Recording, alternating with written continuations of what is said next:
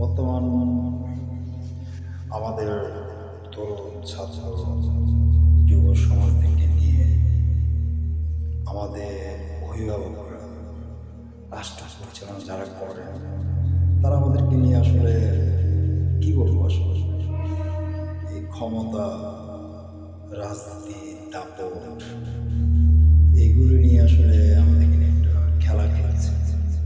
ওই খেলার মধ্যে আমরা প্লেয়ার, খেলোয়াড়, যে ভালো খেলতে পারে সে সুপারস্টার, আর যে খেলতে পারে না তাহলে পা ভাঙবে, নাহলে হাত ভাঙবে, নাহলে মেরে ধরবে, স্পটে হয়ে যেতে পারে।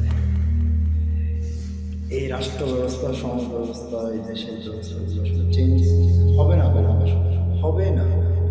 হলে তো আসলে আমরা যদি আসলে ট্যালেন্টটা যদি বিকাশ করি বা আমাদের জ্ঞান বুদ্ধিটা আমরা যদি প্রকাশ করি, আমরা অনেক কিছু করে ফেলতে পারবো। সেটা তারা মেনে নিতে পারবে না।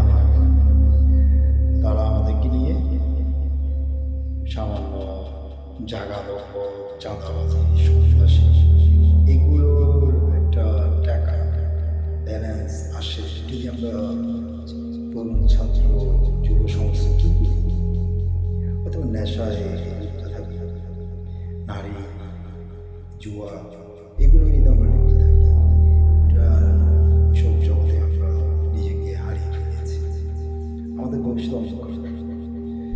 আমি এটুকু বিশ্বাস করি, আল্লাহ হচ্ছে সর্বশক্তিমান, আল্লাহ হচ্ছে পথ পরিদর্শক, আর আমাদের প্রিয় নবী মহানবী সাল্লাল্লাহু আলাইহি ওয়াসাল্লামের আদর্শ আমাদের নিজেকে গড়ে তোলা দরকার।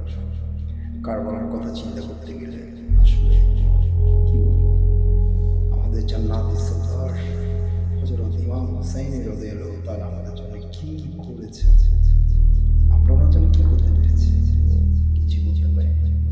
আমরা হচ্ছে গুনাহগার উম্মতে মুহাম্মদ। এই আর কি। ওই সওরাত, মেরাজ, রমজান মাস আসলে আমরা আসলে তখন ফরেজ করে আজকে নামাজ পড়ি, টুপি মাথায় দিয়ে, ওসব ভণ্ডামি বাদ দিয়ে সিরিয়াসলি আসুন। আল্লাহ অবশ্যই আমাদেরকে হেদায়েত করবে। আল্লাহ আমাদের সকল গুনাহ মাফ করে দেবে। সকলকে আল্লাহ মাফ করে দিয়ে হেদায়েতের পথে আসার তৌফিক দান করবে। এই ক্ষমতা চিরস্থায়ী না, থাকবে না। পৃথিবী ধ্বংস হবে, আজ না হোক কাল। আর অন্যায়ের প্রতিবাদ করাই হচ্ছে কারবালা। আমরা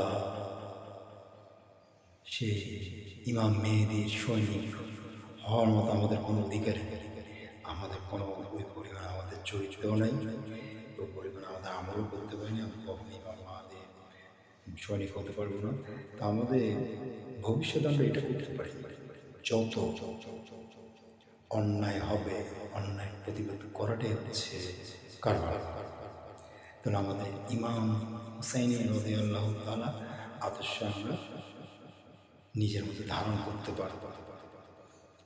আর মানুষের সাথে সুন্দর ব্যবহার, সুন্দর চরিত্র, সুন্দর জ্ঞান নিয়ে যদি মানুষের কাছে করতে পারি, তাহলে আমাদের মহানবী সাল্লাল্লাহু আলাইহি ওয়াসাল্লামের আদর্শ লালন করতে পারব। আর মানুষের বিপদ আপদে উপকার করা, মানুষের মুখে হাসি ফোটানো, সেটা আল্লাহকে ডাকতে হবে। মানুষকে যদি হাসাতে পারি, মানুষের মনে সুখ শান্তি এনে দিতে পারি, মানুষের মনটা জয় করতে পারি, তাহলে আল্লাহ আমাকে খুশি করার জন্য সবসময় প্রস্তুত। সবাই আমার জন্য দোয়া করবেন। আল্লাহ হাফেজ। সবাই ভালো থাকবেন। আসসালামু আলাইকুম।